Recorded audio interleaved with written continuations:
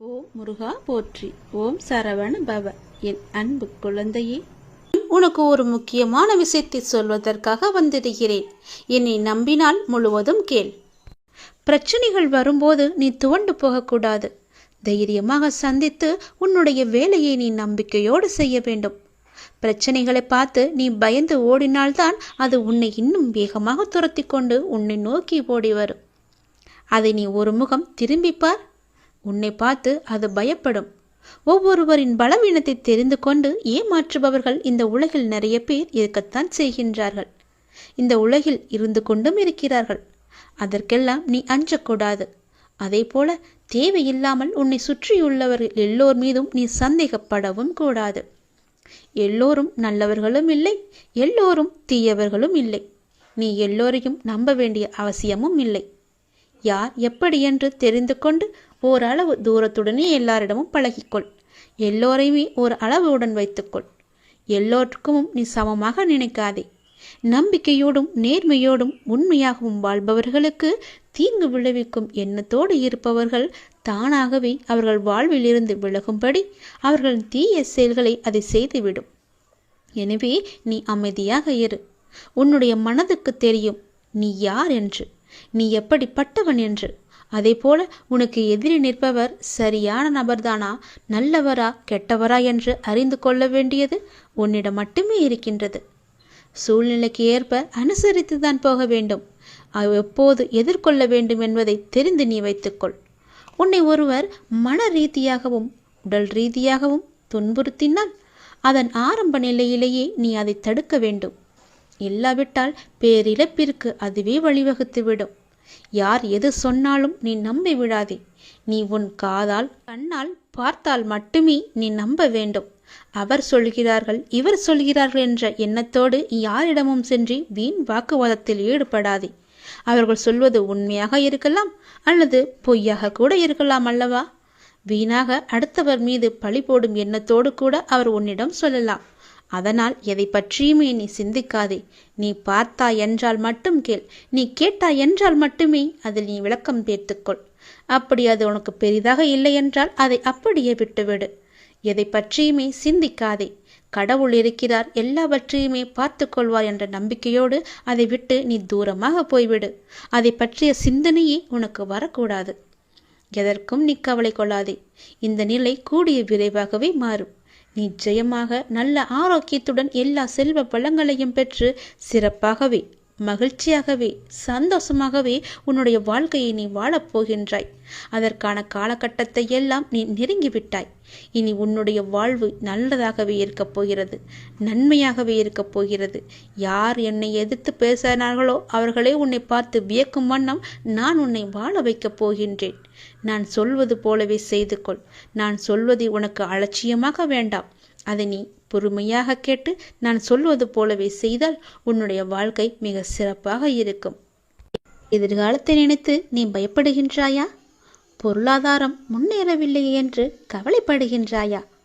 உனக்கு தேவையான விஷயங்கள் அதற்கான காலகட்டத்தில் உன்னை வந்து சேரும். அதை பற்றி நீ கவலைப்பட தேவையில்லை. உன் பொருளாதாரம் நன்றாகவே இருக்கும். கவலை வேண்டாம். நான் உனக்கு துணை இருக்கும்போது உன்னால் முடிந்த சிறு சிறு உதவிகளை மற்றவர்களுக்கு நீ செய்து வா. அடுத்தடுத்து உன்னுடைய பொருளாதாரம் நிச்சயம் மேன்மையில் முடியும். உன் வாழ்க்கை இப்போது என் கையில் இருக்கின்றது. அதை நீ நம்ப வேண்டும். உன்னை நிச்சயம் நான் உயர்த்தி காமிக்கின்றேன். உன்னோடு நான் இருப்பதை எப்படி நீ அணு அணுவாக உணர்ந்து கொண்டாயோ அது போலவே உன்னை அணு அணுவாக உயர்த்தி மிக பெரிய உயரத்தில் நான் வைக்கப் போவதை நீ காணப் போகின்றாய். உன் புகழ் உயரும், உன் உள்ளம் குளிரும். அந்த நல்ல நாளை இந்த ஆண்டில் நீ நிச்சயம் காண்பாய். எது நடந்தாலும் எல்லாமே நன்மைக்கே என்று நீ எடுத்துக்கொள்கின்றாய் அல்லவா?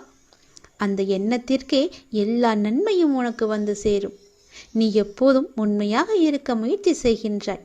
ஆனால் எல்லோரும் உன்னிடம் உண்மையாக நடந்து கொள்ளாவிட்டாலும் உன் உண்மை அவர்களை நிச்சயம் மாற்றும். உன்னை அனைவரும் அவர்கள் மதிப்பார்கள். கவலையப்படாதே. நான் உன்னை உயர்த்தி காமிக்கின்றேன். எது நடந்தாலும் அப்பா இருக்கிறார் என்ற நம்பிக்கையோடு இரு. நான் உன் வீட்டிற்கு வந்து உன்னுடனே தங்கிவிட்டேன். என் வரவால் நீ இதுவரை சந்தித்த வந்த வேதனைகள் எல்லாம் எப்படி காணாமல் போனது என்று நினைத்து வியக்கும் அளவிற்கு நிச்சயம் உன்னுடைய வாழ்வில் பல நல்ல நல்ல மாறுதல்கள் எல்லாம் நடைபெறும். இனி ஒவ்வொன்றாக அது உனக்கு தெரிய வரும். வாழ்க்கையில் பல அற்புதங்கள் நிகழப்போகின்றது. எல்லாமே எனக்கு தெரியும் என்ற நம்பிக்கையோடு என்னிடம் ஒப்படைத்துவிட்டு எல்லாமே என் அப்பாதான் என்று இருக்கின்றாய் அல்லவா? நிச்சயம் நான் உன்னை கைவிட மாட்டேன். என் நிலைமை மாறவில்லையே, நானோ நீயே என்று கதியின்றி இருக்கின்றேன். உனக்கோ என்னை கவனிக்க நேரமில்லை என்று நீ புலம்புகிறாய். ஒரு நாள் இந்த வாழ்க்கை எனக்கு பிடித்த மாதிரி மாறும் அப்படி என்கின்ற நம்பிக்கையில் நீ ரொம்ப நாட்களாகவே வாழ்ந்து கொண்டு இருக்கின்றாய். அந்த ஒரு நாள் உன் வாழ்க்கையில் வெகு விரைவாக வரப்போகின்றது. அதை நான் உனக்கு பரிசாக தரப்போகின்றேன். அந்த பரிசோடு இந்த நாளை நீ மகிழ்ச்சியோடு கொண்டாடு. உன் மகிழ்ச்சியான முகத்தை நான் காண விரும்புகின்றேன். என் மீது நீ அளவற்ற பக்தி கொண்டிருக்கின்றாய். கண்மூடித்தனமான நம்பிக்கை வைத்திருக்கின்றாய். தெய்வீக சக்தி அதிகம் இருக்கிறது என்று நம்புகின்றாய். அது எதுவுமே பொய்யாகாது தங்கமே. உனக்கு தேவையான சக்தி தந்து உனக்கான அந்த நல்ல நாளை நான் உன்னிடம் ஒப்படைக்கப் போகின்றேன். நிச்சயம் அதற்கான நல்ல அறிகுறிகள் எல்லாம் உன் கண்ணில் தெடும்படி நான் அமைத்து தருகின்றேன். நீ நல்லதாய் நினை, உனக்கு நல்லதே நடக்கும். சில நேரம் நீ மிகவும் மகிழ்ச்சியாகவும் சுறுசுறுப்பாகவும் இருக்கின்றாய். சில நேரமோ மிகவும் சோர்ந்து போய் கவலையில் மூழ்கின்றாய். எப்பொழுதும் உன் மனதை நீ சுறுசுறுப்பாக வைத்துக்கொள்ள என்னுடைய நாமத்தை மட்டும் நீ உச்சரித்து கொண்டு இருந்தாலே போதும். என்னுடைய நாமமானது உனக்கு எப்போதும் உதவியாக இருக்கும். எந்த நேரத்திலும் உனக்கு துணை இருந்து கொண்டே இருக்கும். என் நாமத்தை மட்டும் நீ சொல்லிக் கொண்டே வரும். தை மாதத்தில் உன்னுடைய இல்லத்தில் ஒரு நல்ல நிகழ்வு நடப்பதற்கான அறிகுறிகள் உனக்கு தென்படும். அது தொடர்பான முடிவுகள், பேச்சுவார்த்தைகள் எல்லாம் நடக்கப் போகிறது. உன்னுடைய எண்ணத்தில் நேர்மறை சற்று குறைந்தாலும் நேர்மறை எண்ணங்களை விடாமல் பிடித்துக்கொள். நீ நன்மைகள் நிச்சயமாக நடக்கும். உன்னுடைய மனதை மகிழ்ச்சியாக வைத்துக்கொண்டு நீ செய்யும் செயல்கள் எல்லாம் நிச்சயம் நல்ல பலனை தரும். அப்படியே உன் மனதை நேர்மறையாகவே வைத்துக்கொள். உன் இல்லத்தில் மகிழ்ச்சி என்றுமே நிலைத்திருக்கும். உன் மன கதவு எல்லாமே திறக்கப் போகிறது. தடைப்பட்ட கதவுகள் எல்லாம் திறந்து உன் வாழ்க்கைக்கான நல்ல நல்ல மாறுதல்கள் எல்லாம் நடைபெறும். நான் தரும் பரிசோடு இந்த நாளை நீ தொடங்கிப்பார். உன் வாழ்க்கையில் பல நல்ல நல்ல விஷயங்கள் எல்லாம் இந்த ஆண்டில் உனக்கு நடைபெறும். என் பரிசோடு இந்த நாளை தொடங்கு. எல்லோருக்கும் எதிரிகள் இருக்கத்தான் செய்வார்கள். அதுபோலவே உனக்கும் எதிரிகள் இருக்கிறார்கள். உன்னை அழிக்கும் 3 எதிரிகள் இருக்கின்றார்கள். யார் என்று சொல்கிறேன் கேள். அவர்கள் உன்னை நிம்மதியாக வாழவிடக்கூடாது என்று நினைக்கின்றார்கள். அவர்களை நீ உடனே பார்த்து கண்டறிந்து உடனே அழித்துவிட்டால் உன்னுடைய வாழ்க்கை நிம்மதியாக இருக்கும். யாரும் உன்னை நெருங்கக்கூட முடியாத அளவுக்கு நீ உன்னை தயார்படுத்திக்கொள். உன்னை அழிக்கும் 3 விஷயங்கள், அதாவது 3 நபர்கள் யார் என்று சொல்கிறேன்.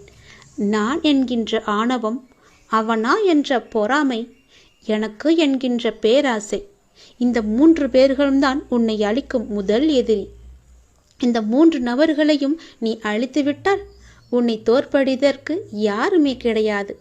இந்த 3 குணங்களுமே மனிதனை நிம்மதியாக வாழ விடாது. உன்னை அழிக்கும் என்ற 3 எதிரியையும் நீ உடனே அழித்துவிடு. இந்த 3 நபர்களையும் நீ எரித்துவிட்டால், ஒழித்துவிட்டால், தூர தள்ளி வைத்துவிட்டால் உன்னுடைய வாழ்க்கை ஆனந்தமாகவே மாறும். உனக்கு இன்னும் சில விஷயங்கள் புரியவையாக இல்லைன. நீ மலை போல நினைத்திருக்கும் பிரச்சனைகள் எல்லாம் நான் ஏற்கனவே தீர்த்து விட்டேன். எத்தனை முறை சொன்னாலும் நீ அந்த பயத்திலேயே இருப்பதால் தீர்த்த பிரச்சனையை தீர வேண்டுமென தொடர்ந்து வேண்டிக் கொண்டிருக்கின்றாய். பிரச்சனை என்று வந்துவிட்டால் ஒரேடியாக பயந்து விடுகின்றாய். இதை இப்போதே விட்டுவிடு. இனி வரப்போவதெல்லாம் உனக்கு வசந்த காலங்கள்தான். வாழ்வில் எதையெல்லாம் நீ நிரந்தரமே நினைத்து கொண்டிருந்தாயோ அவையெல்லாம் நிதர்சனம் இல்லாத பொய்கள் என்பதை புரிந்து கொள்ளவே உனக்கு பல சோதனைகள் தரப்பட்டன. யாரை நம்பி நீ உன்னுடைய உடைமைகளை கொடுத்தாயோ அவர்கள் உண்மை இல்லாதவர்கள் என்பதை உணர்த்தவே பிரச்சனையில் உன்னை நான் சிக்க வைத்தேன். முதலில் உனக்குள்ளே இருக்கும் எதிரியை கொன்றுவிட்டு அழித்துவிட்டு பிறகு உன்னை சுற்றியுள்ள எதிரியை நீ சென்று பார். நீ யாரை எதிர்பார்த்தாயோ அவர்களால் உனக்கு நன்மை இல்லை என்பதை உணர்த்தவே அவர்களின் சுயரூபத்தை உனக்கு நான் வெளிப்படுத்தியிருக்கின்றேன். ஆனால் நீயோ வெகுளியாகவே இருந்து விட்டாய்.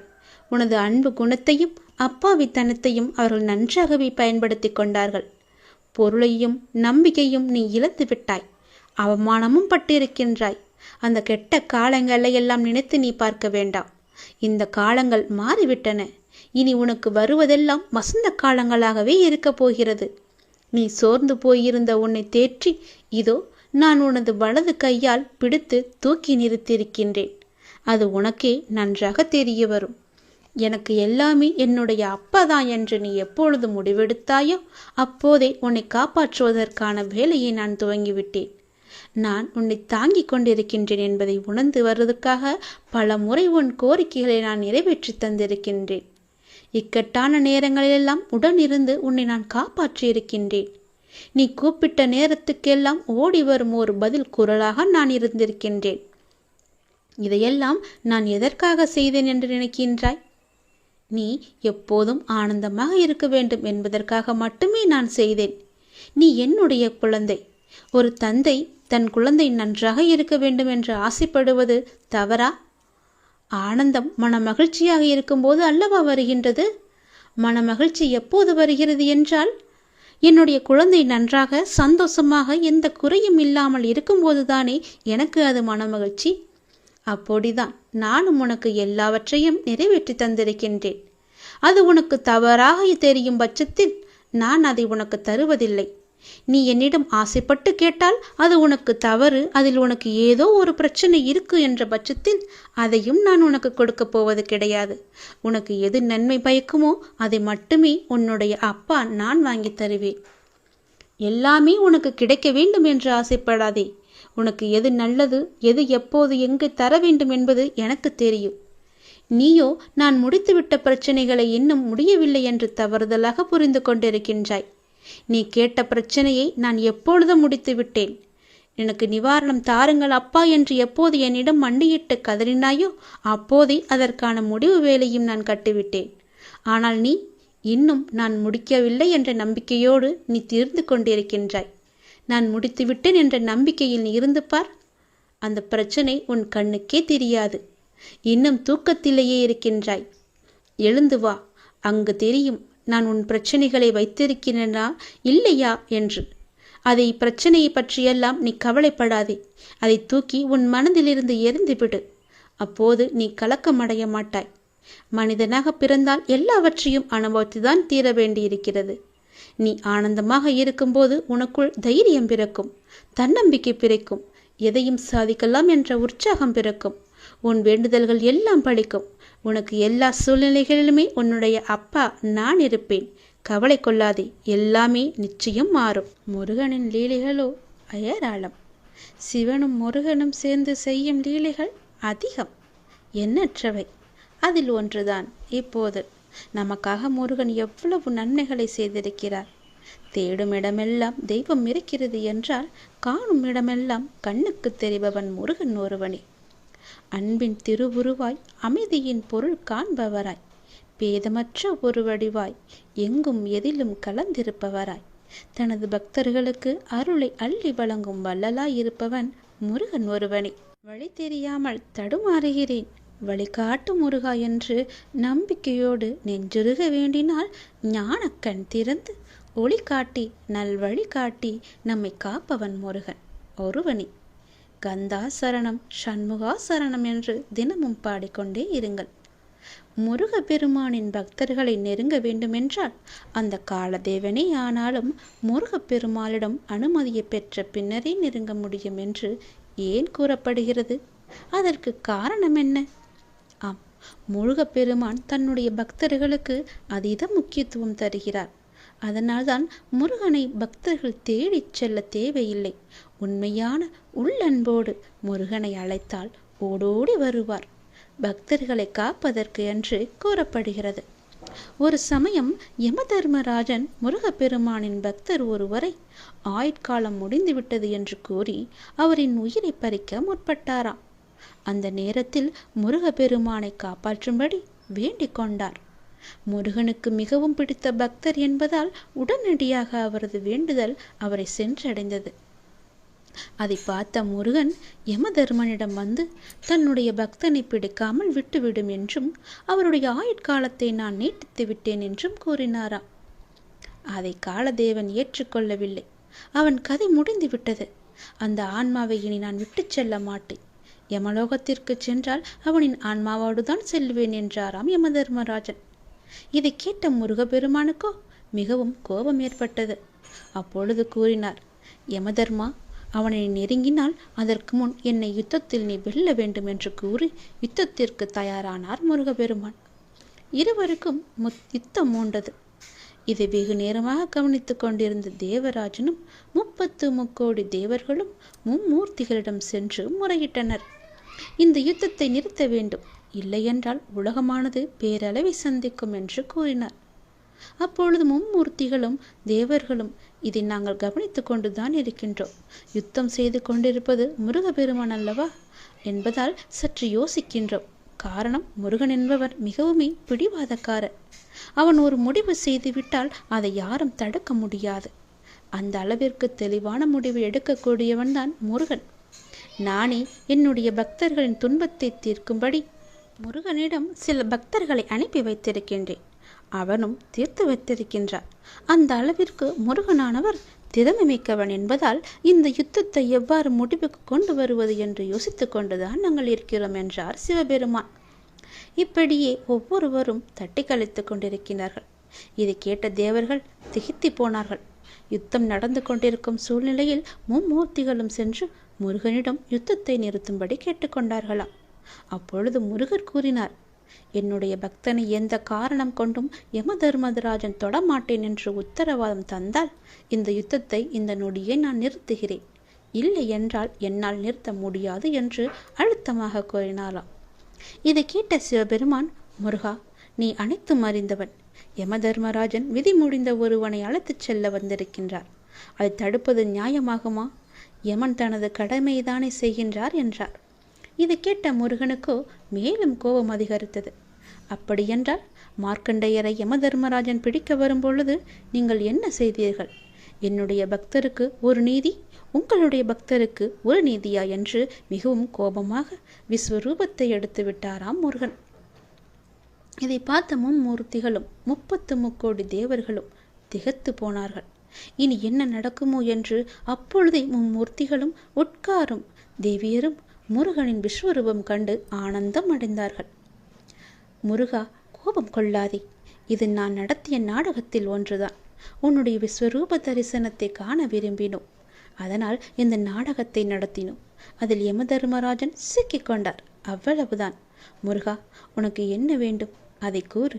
இனி அமைதியடைந்து இயல்பான நிலைக்கு திரும்புவா என்றாராம் சிவபெருமான். அப்பொழுது முருகன் கூறினார், இந்த கணம் முதல் இனி வரும் காலங்களில் என்னுடைய பக்தர்களை, என்னையே நம்பி என்னுடைய நாமத்தையே துதித்து கொண்டிருக்கும் எனது பக்தர்களை யமதர்மராஜனே ஆனாலும் அவர்களின் உயிரை பறிப்பதென்றால் அதற்கு முன்னால் என்னுடைய அனுமதியை நிச்சயம் பெற வேண்டும். இதற்கு ஒப்புக்கொண்டால் மட்டுமே நான் இந்த யுத்தத்தை நிறுத்துவேன் என்றாரா. இதை கேட்ட 33 தேவியர்களும், அப்படியே ஆகட்டும் மகனே, இயல்பான நிலைக்கு நீ திரும்புவா என்றார். அவரும் இயல்பான நிலைக்கு திரும்பினாராம். அதன் பின்னர் முருகப்பெருமானின் பக்தர்களை யமதர்மன் நெருங்குவது என்றால் முதலில் முருகனின் அனுமதியை பெற்ற பின்னரே நெருங்குகிறார் என்று கூறப்படுகிறது. அதனால் எந்த நேரமும் எப்பொழுதும் முருகா முருகா என்று சொல்லிக் கொண்டே இருங்கள். முருகனின் தீவிர பக்தையாகிவிட்டால் நம்மை யமதர்மனும் நெருங்க முடியாது. எந்த ஒரு பிரச்சனையும் நம்மை வந்து தீண்டாது. முருகன் காப்பாற்றுவார். ஓம் சரவண பவ என்று சொல்லுங்கள். கந்தா சரணம், ஷண்முகா சரணம் என்று முருகனின் பெயரை ஜபித்துக் கொண்டே இருங்கள். நல்லது உங்கள் வாழ்வில் நடந்து கொண்டே இருக்கும். முருகன் இருக்க நமக்கு என்ன கவலை என்று இருங்கள். எத்தனையோ இடையர்களை தாண்டி நம்மை பிரார்த்தித்து கொண்டிருக்கின்றார் நம்முடைய பக்தர்கள். உன்னுடைய வாழ்வில் உள்ள சோகங்கள் அனைத்தையும் சூழாமல் உங்களை காப்பாற்றுவதான் முருகன். மகிழ்ச்சியாக இருங்கள், சந்தோஷமாக இருங்கள். நல்லது நடந்து கொண்டே இருக்கும். ஓம் சரணம், ஷண்முகா சரணம்.